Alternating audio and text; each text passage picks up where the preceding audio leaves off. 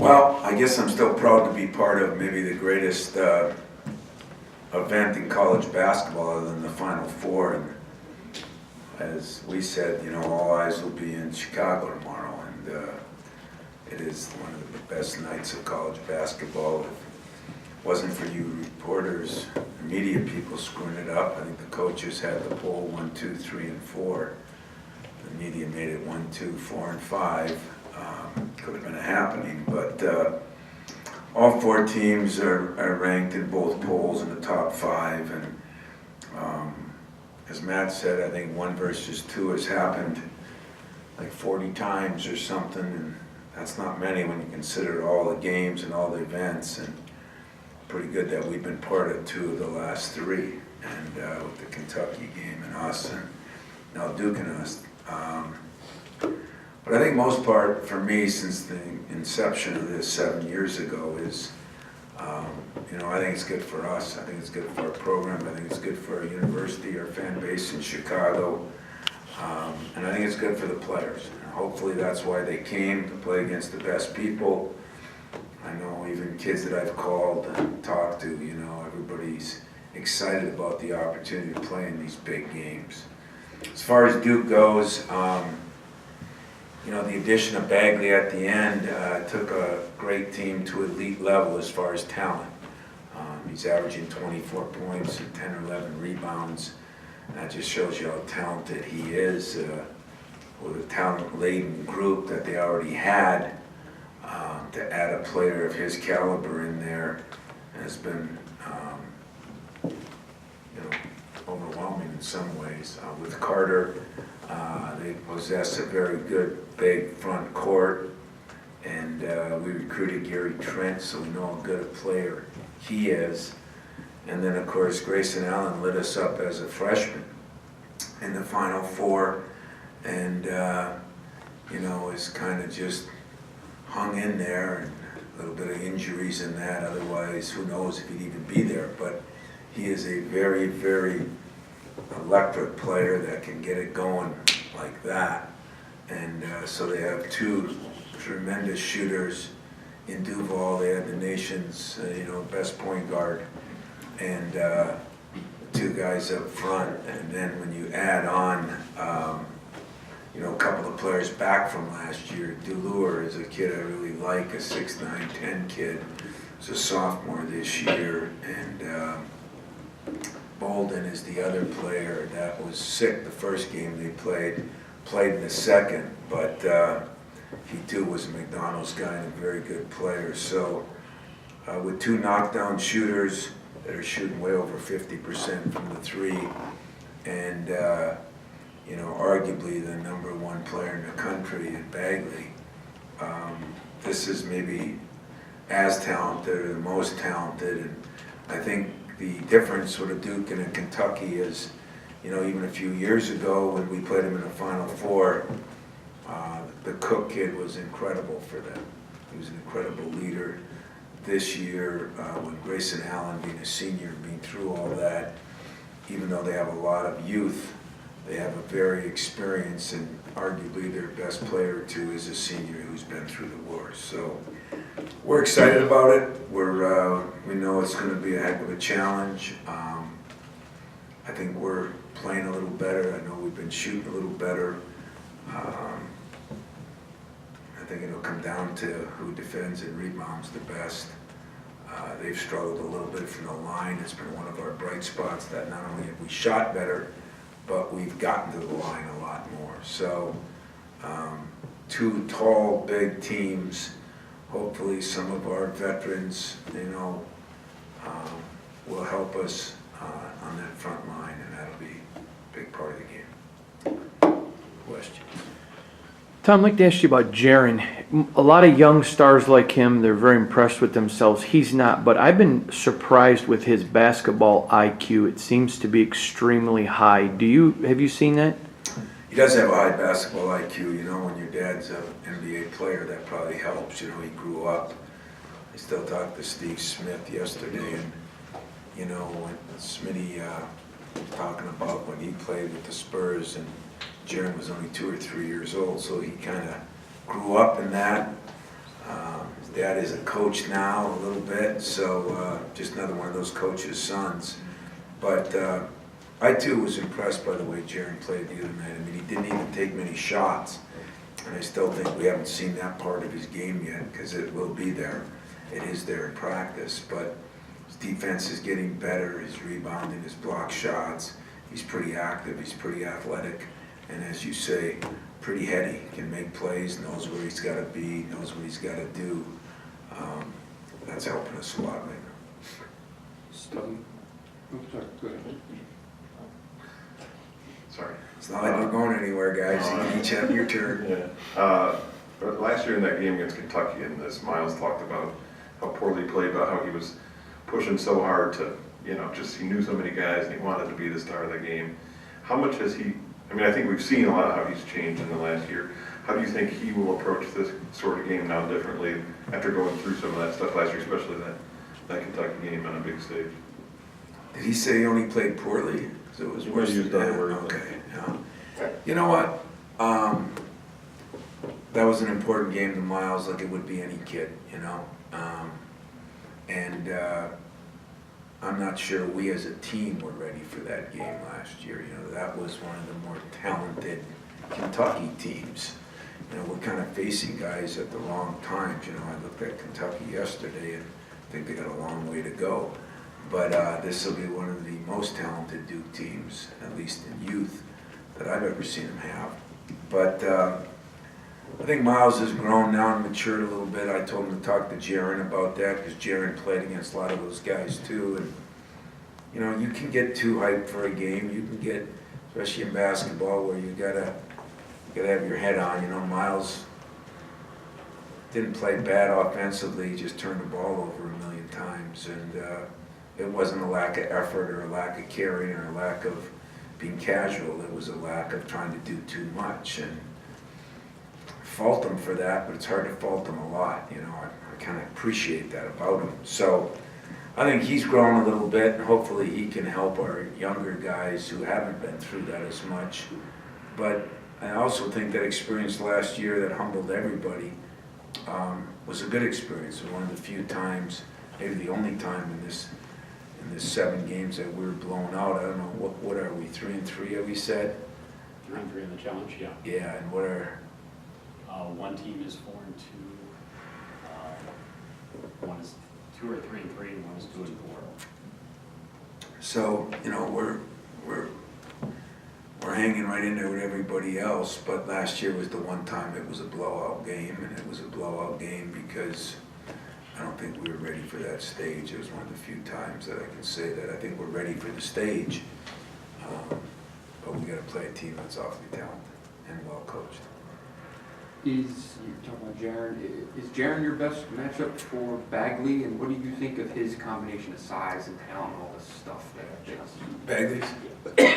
Well, he's averaging 24 points, 10 rebounds, and that speaks volumes in itself. But I think Jaron is one of the better matchups for him. It'll be interesting. They played against each other before. Bagley's very good in the open court, handles the ball a little better than I thought. Can shoot a 3. I wouldn't say that's his forte, which means he'll hit 2 or 3 against us, but I think it will be a good matchup.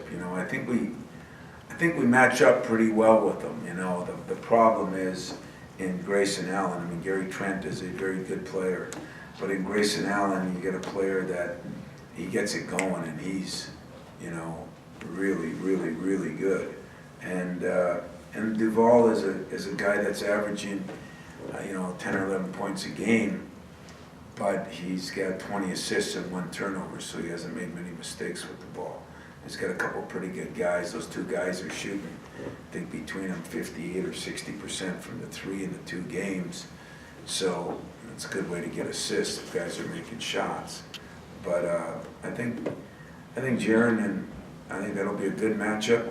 I'm anxious to see it just as much as I think you are. It's going to be good. I know one thing. I think my guy's ready for it, and I think their guy is too. The growth between that game against Kentucky and the game against Duke at Duke last year, I guess, to be in that game down in Cameron, and I guess what do those guys take from that last year into this year? Well, I think they all want Matt Van Dyke back, because, you know, he played a lot in that game, and we played pretty well other than that one stretch. But, you know, playing pretty well isn't where we're at now either. I mean, this isn't about trying to play well, this is about trying to win games. And I do think we grew up a lot in that game, and considering the travel and what we went through last year, we went down and competed very well for probably 35 minutes of that game.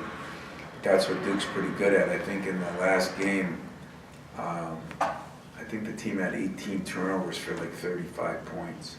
You know, at halftime it was 9 turnovers, and Duke scored 18 points off them. They played a lot more zone, which was a little surprising, but with all that size, they can almost stretch from one. You know, I think they got 6 players with a 7'1" wingspan or more, 7 foot. So length is a big advantage for them, not just size, but length. And so I think we've got to, you know, continue to grow, which is what we're trying to do. It's why we play these games. It's why we get these opportunities. But you also got to win these games, and I think that's, you know, we've won some, but not enough. This is bad timing for this question, because it's going to sound silly based on what you just said, but I'll ask it anyway. Is it baseball season yet? No. Is it, oh, go ahead. I'm just going to say, mass media and the fans, they're going to make a big deal of who wins or loses this game, because that's what we do. But in the bigger scheme, I know you want to win, but isn't it good just to have a game like this? I mean, if you win by 3 or lose by 3, it's November 14th, crying out loud.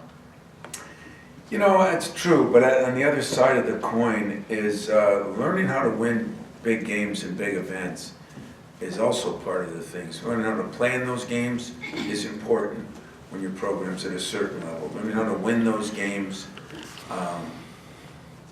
I guess my example would be I watched the end of the Alabama game, and they didn't play very well the whole game, but they knew how to win and learned how to win. And I think that's just another step in the millions of things that I still have to accomplish, that we have to accomplish here, is figuring out how to win, knowing how to win, and then translating that into game after game after game. So I think it is important in that respect, you know. It's not from the standpoint of we're not football, and 1 or 2 losses doesn't end it. And I told my team the first meeting Saturday morning that, you know, winning the game does not accomplish any of our goals technically, and losing the game does not accomplish or does not ruin any of our goals. And you're right about that, but learning how to win big games on big stages is really what you want to do if you're in programs like this. And let's face it, they've done a better job of it than we have. Tom, tomorrow night's game is a neutral venue, of course, but you guys have fared well in this event. It's big in Chicago, so even though you're taking on Duke, do you think there might be a bit more of a vocal crowd presence that, you know, may help you guys a little bit more?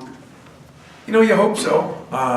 We have a lot of alums there, although Mike's from there, so maybe he has his whole family there, and it'll make a difference. I don't know, but there's no question that I think all 4 teams will be well represented in Chicago. No knowledge of this, but I'd be willing to bet we have probably more alums than any of them, just because of the number of alums we have and the fact that Chicago is a place where a lot of our alums end up. The problem will be, can anybody get tickets? It's been sold out forever.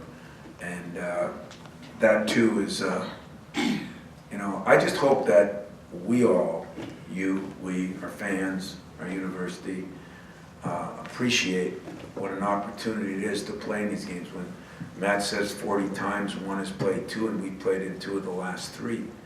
That doesn't mean anything. It just means that, you know, when we started this whole deal, when I did, in my era, it was to get consistency. We've done some of that. It was play against the best people. We've done some of that. It was beat the best people. You know, we've done some of that, not the same sum as the other 2. And that's the mission ahead of us now, is we've got to get more consistent in beating the best. And our fans would help. I'll take help from anybody, you know, if you want a referee, it doesn't matter to me. I'm not proud, I just want to win a game. Tom, talking about the outside shooting in the first couple games, are you okay with the shot selection? Is it just not been going down or? You know, I think it was the first game I wasn't pleased with. The last couple, I've been very pleased with the shot selection. Now, we did shoot better in the last game, and we did shoot a lot better this week in practice. It's hard for me to be upset about it because we shot so well all spring, summer, and fall. If we didn't do that, I mean, you know, some of you guys saw us play more than I saw. You saw Moneyball, you saw this, you saw that. I think it's nothing I'm going to worry about or panic about. And if we miss them, we better get better at the offensive boards, which we are doing a better job of. We're doing better at taking the ball to the hole. We're averaging 25 free throws a game. Last year, I think after 4 or 5 games, we were at like 13 or something. So, you know, everybody wants to shoot the ball well, but I just want to win games. I think we got to take care of it better. And yet, even in that, as bad as it looked in the last game, I think we had 5 or 6 offensive fouls on moving screens in that. If we didn't have a lot of the other ones, coaches would accept that, especially early in the year. You know, we're trying to be a better screening team, a more physical team than we've been the last couple of years. And with more size, we're going to get them with the rule changes on where you can put your legs. And, you know, pretty soon we're going to have refs out there measuring, you know, is he too wide, is he too short, you know, I don't know. But that is one of my other big concerns, especially playing Duke, who turns turnovers. They're not maybe a running team off made baskets in that, or even rebounds sometimes. I mean, they'll run, but where they really run, where they excel the most is off of those turnovers, and they've got 10 steals, and they've turned all of them into baskets. I don't think you were terribly pleased with Nick the other night, and just kind of what does he have to do to elevate his game, especially going against Carter? Well, I mean, thank God he's had a good week of practice. You know, sometimes Nick is, because he's been, you know, he had a very, very good summer, but distractions sometimes, you know, get to Nick, and it could be for a million different reasons. I think sometimes our guys have some pressure on, and some guys are ready for that pressure, and some guys aren't. You know, Nick's still a very young player who came off of a very good offensive freshman season, but coming in with little hype. And, you know, like everybody, they have to learn to adjust to that. And then when you do get some hype, you have to learn to adjust to the pressure of that. And I just thought the other night he was not with it. And that hasn't been the case normally, and I think it's part of the growing process and adjusting to the different things. And he's had a very, very good 3 days of practice since. So we went 2 days, 1 day, and he was sharp all the time. So I think he'll play well, and he's going to need to play well. Carter's a good player. They'll bring Bolden in, who's very long and a good player. Those 2 guys are a little more physical than maybe Bagley is. And Nick is, being physical does not bother Nick or Gavin, so those guys are going to have to play well against them. You know, it's one game in, but did you feel like you got a little bit a better idea of the rotation and how many minutes you want to play each guy? You know, yeah, no. You know, we were talking about Ben Carter today, you know, and there's just, he's not in basketball shape yet, but he's really got a high basketball IQ, could help us in some of these games. For the most part, other than that, maybe it was pretty good, you know. Nick's thing screwed it up a little bit because we sat him a little bit in that second half. But the first half, we thought we did a very good job. We tried to get Miles out early, make sure we get him some kind of rest, and then get on a rotation. We looked at back in the day, we scripted it more before. That helped a little bit. But I don't, you know, it'll be 5, 6, 7 games yet before we really know where Carter and even Kenny Goins and Schilling are. You know, it's going to be, and that's going to change our rotation a little bit. Trying to play Ben at the 4 a little, and we're trying to play Kenny at the 3 a little bit with the injury to Kyle. So that's changed it a little bit too, but I don't think our rotation's gonna be where I would like it for a couple of weeks yet. Tom, Coach K gets his 1,000th win at Duke on Saturday. First off, did you talk to him about that? And then, what's his place in the history of college basketball? Well, I did congratulate him on it, you know, I still say, if I added up all of our games and all of our practice scrimmages, I don't have 1,000 wins here, you know, that's an incredible number.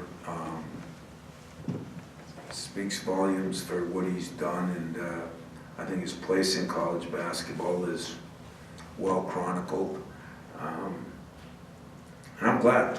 I hope he keeps winning other than tomorrow night, because I think, you know, for me, it just gives me more motivation on what the best have done, and gives me things I'd like to accomplish here before I'm done. So, you know, he's done it this way. He's got a different team than he's had before, usually more guard-oriented.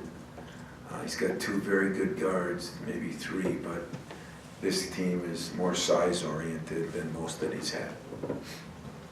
Well, getting back to what Chris's question on the rotation with taking Miles out really early and then do you like him with that second unit, their first wave? He came back in, it seemed like, is that something that you like, sort of that setup? I kind of like Miles in any unit, to be honest with you, but that was the first time we really tried to do that, to try to get him out early, just because we made him go such long stretches. And we're going to try to use those timeouts a little bit, where he still might play a lot of minutes, but sometimes it's easier said than done. We're going to try to do that against Georgia, and then McQuaid and Langford got in a foul trouble, and they were sitting there. So, you know, I mean, Miles is starting to become a better leader too. So that's another reason it's nice to have him with both groups sometime, although we're not platooning like we did in a few preseason games. I think Miles is, he's accepted just about anything we've asked him to do. And we'll take a look at that as time goes on, whether we keep taking him out, you know, right then, and then getting him a few minutes, including the 16-minute timeout. We can do that once around the 8 or 10 minute. That's what we're going to try to look to do, and see if we can get him more rest time without less minutes. Got time for a couple more. With all due respect to last year's roster, Nick didn't have to day in and day out go against the size of a Ben and Jaron or a Gavin and Xavier who want to bang him, who love it. And I'm just curious, has that affected him a little bit, you think, mentally, because he didn't have that in practice last year? Yeah, I think so. To be honest with you, I do. You know, where I think it's going to help him in the long run. I think it's hurt him a little bit in the short run, because he couldn't just take the ball and he goes up with it now, and some people are swatting it, or he's getting banged, as you say. I mean, Xavier is, you know, he's Alan Agagne with a little more offensive poise to him. He enjoys hitting people, you know. Hell of a football player. But I do think, you know, it's not as easy for Nick to do things. And I do think he's trying to find his way right now, and that's where sometimes we're frustrated. But I do think in the long run, it's really going to help him, because he gets that every day. And once he learns how to adjust to it, which he will, because he could get that shot off against a lot of people last year. Just not quite as easy in practice this year as he did it last year, and I think it's hurt him a little bit. He's shooting pretty well from the line. He's improved in those areas. He's better on the ball screen defense until he doesn't focus in on it, and then he's not as good, which is the same kid most kids go through. Duke's obviously shown a decent amount of 2-3 already, a lot of that 1-2-2, three-quarter court stuff. Where is Cassius at in terms of, you know, identifying defenses quickly, getting you into the offense that you want when they're changing defense? He's great at all of that. What he's got to still continue to improve on is his voice to get others. He knows where he wants to get. He knows he can read all the things. You know, he's just got to bark a little more, you know. He's got to be more assertive in what he says to guys, because he is the coach on the floor out there. And but he can, reading all those things, I don't see any problem. You know, he's gonna go against a good player too. Duvall's a very good player. I keep talking about the other two, and I say Duvall has 21 assists, 1 turnover, and he's got the most steals on the team, I think, and 8 steals on the team. So he'll have his work cut out for him. But I think Cassius has really improved in a lot of areas, and just like we said, and we hoped he would, maybe the last one to make the big jump. I mean, he's still got to get better defensively and all that, but it would be vocally, you know, because knowledge is not as good if you're not expressing it, you know. It doesn't do good to be knowledgeable unless you're a knowledgeable wrestler or a knowledgeable golfer, you know. Then it works because you're the only one you have to worry about. But when we have to rely on his knowledge because it's very high, sharing it with guys that knowledge isn't as high. And that's what a good quarterback and a good leader does, and that's what he is getting better at. Not many programs have an edge on you. Nobody has the edge Duke does. You don't play the games, but does the 2-11 stick in your craw at all? Every day. But, you know, I went through that too, and, you know, the one difference with Duke, I think in those 11 games, they've been ranked in the top 10, all of them. I think 10 of the 11, they've been ranked in the top 6. We played, I think, 3 or 4 times down there. They're all good excuses that really shouldn't sit well with you or our fans. It doesn't sit very well with me. The truth of it is, they've beaten us, you know, and they've beaten us. And there have been some fights, and very few one-sided games, but it's, that's what I said, that's the next step for us. We have to learn to win big games on big stages. There's no bigger stage than this tournament. There's no bigger stage than playing Duke. I mean, we can argue who's the winningest team for hundreds of years and whether, you know, it's Kentucky or this. I mean, the best team in my era, the last 35 years, has been Duke. And so the nice thing is we played them 11 times. Most people would talk them. We're playing them. We're playing them in different events. Sometimes we're playing them in NCAA tournaments. Sometimes we're playing them in Sweet 16, Elite Eights. You know, so that's the good news. The bad news is we're not beaten. And I say it with total respect that, you know, that's what we have to do. I say that respect for us and them, but if that doesn't change, I haven't accomplished what I want to accomplish here. And we're going to try to keep playing them, and we're going to try to keep knocking on the door, and sooner or later that door's got to open. But that's valid criticism, you know, I think. But it's not that we're not working at it, and it's not that we're not there. It's give them credit. They're damn good, and they've been damn good. Every single time we played them. I think one time we were rated higher than them, and that was when they got upset up in Alaska. They came to our place, and we were a 6 or 5, and they were a 6, I believe. And ironically, that was the only time we played them here, and ironically, the worst score of all the scores. So, you know what? I feel good at where our program is. It's now a team's got to be able to beat a team, and we've not done very well against Duke, but it has no bearing on anything. It's not, it's a different team every year, and they've got a different team every year, and I think we both got good teams this year. I think we're both young.